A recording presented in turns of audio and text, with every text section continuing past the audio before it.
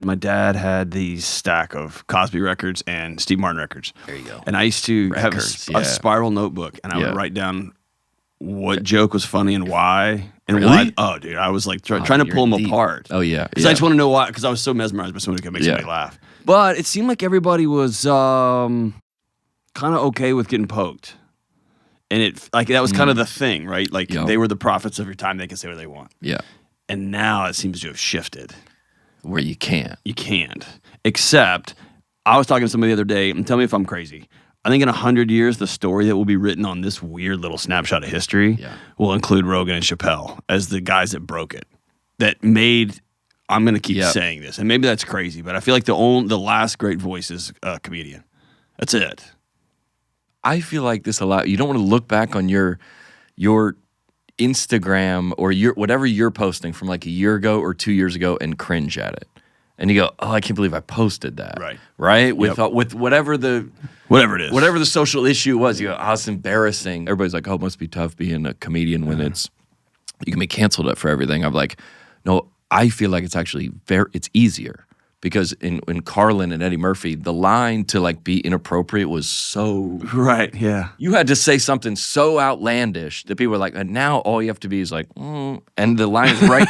The line is right here, and it moves. Yeah, so you can just like, whoop, and it's like and it makes because what comedy is saying the quiet part out loud. That's it. The thing that most people are thinking. And now you're supposed to be quiet about everything, right? So and I'd say to my live shows, like my live show is just a group text with your buddies out loud. I would say if Joe Rogan and Dave Chappelle maybe saved it is as and I just use them as examples of. Is it embolden other people that now people went to look and say, is somebody that big going to get taken down? Yeah. And they didn't. Yeah. And it's suddenly. Well, it's unique. Yeah, it's unique in a way where Joe Rogan, if Spotify said we're out, he could be like, all right, well I'll go to Apple. Exactly. Then you have more.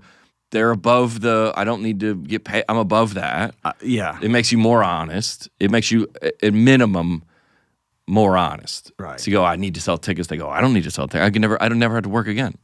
Exactly. I'm just interested in the truth. There you go. That's it. That's what Joe, I think, is great and at. As an audience member, I may not go with you, but I know that's what your intent is. It's not to satisfy this. And you could disagree or you could agree or disagree. Cool. But if Joe Rogan says, the homelessness in LA is out of hand. Right. And when the governor says, we're really making a lot of improvements, you're like, I'm driving around. Right. It's not, no. It's not. It's not. Right. And now and my brother lives out there and he has kids. It's unsafe and it's unsafe for that's not true. Because the governor's office could call the local affiliate and say, we need this story. We're going to run this story. Right. We have a new initiative or and that's when you look around and go, no. Yeah. And the last time I saw you play, it was, you were saying things about parenting, you're saying things about going to Sunday school that everyone thinks. Oh, and everyone knows. Yeah. And it's that same, it's not Los Angeles, but it's that same, like, everyone's like, that's.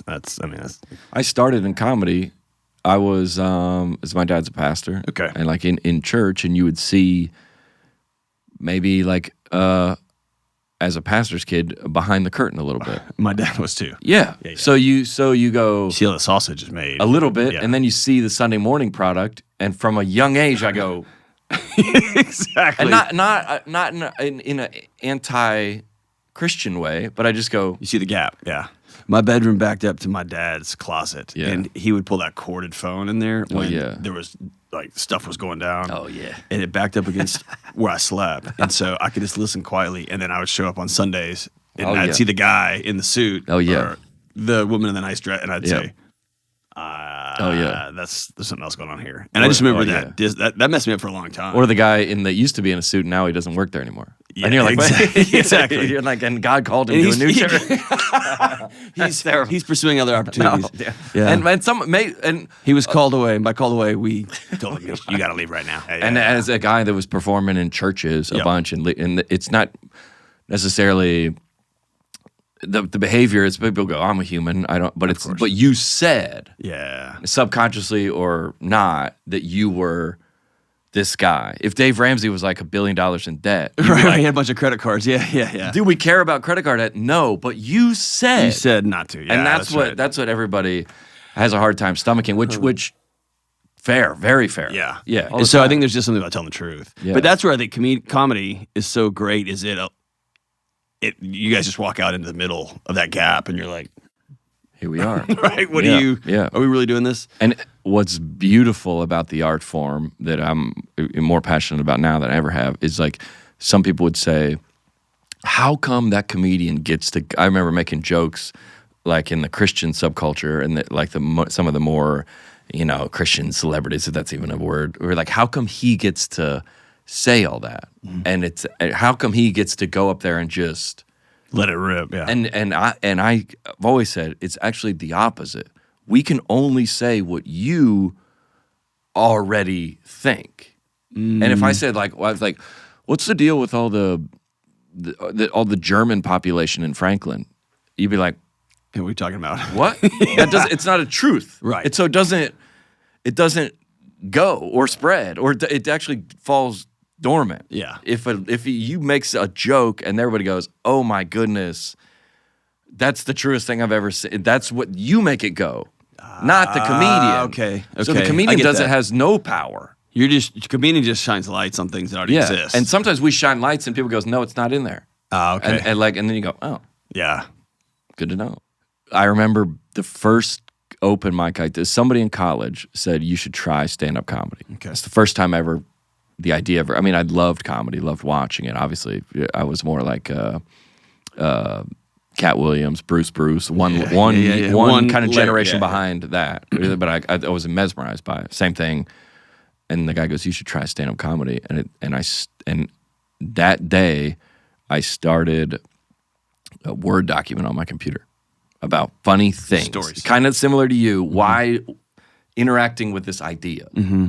And then it took me about 4.5 years to build up the courage. And I went into the open mic and I said, I went to the guy after and I go, I want to do it. Mm-hmm. I want to do it. And he goes, all right.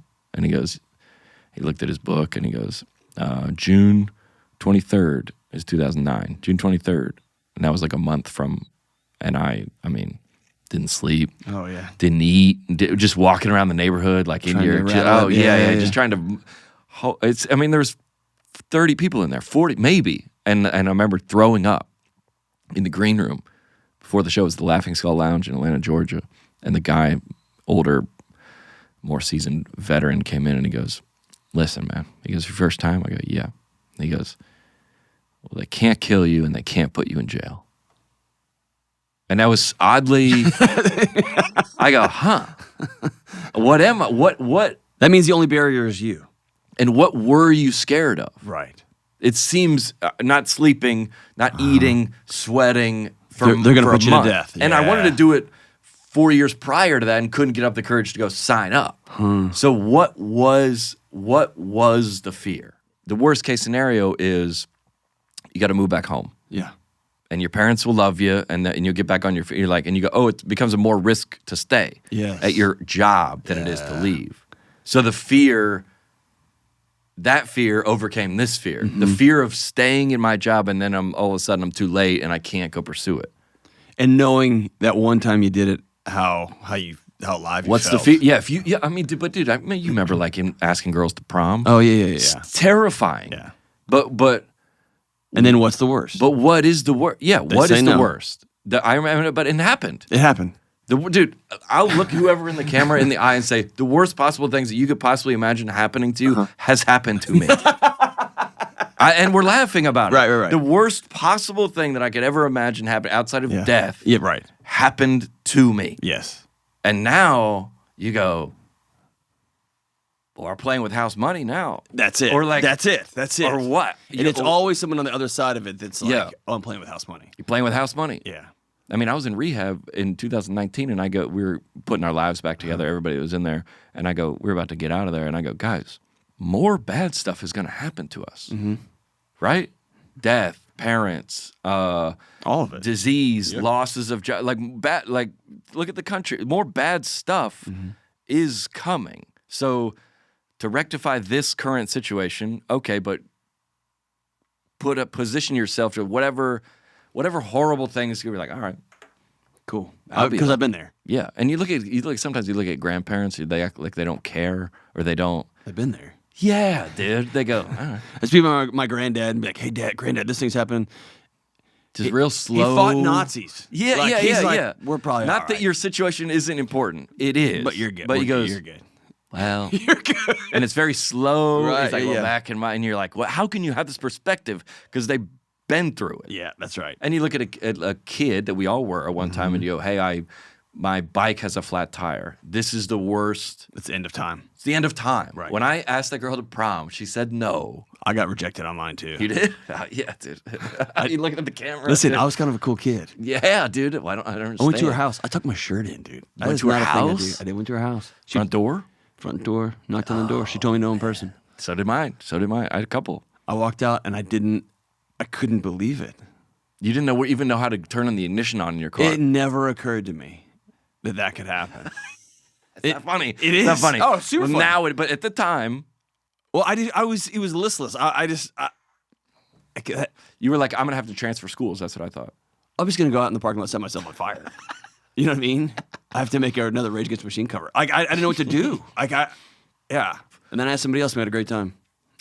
There's a whole gang of us that went. It was a blast. Yeah, of course. Yeah, and it was a better experience than had I just taken one person by ourselves. It ended up being this big free for all. It was a blast.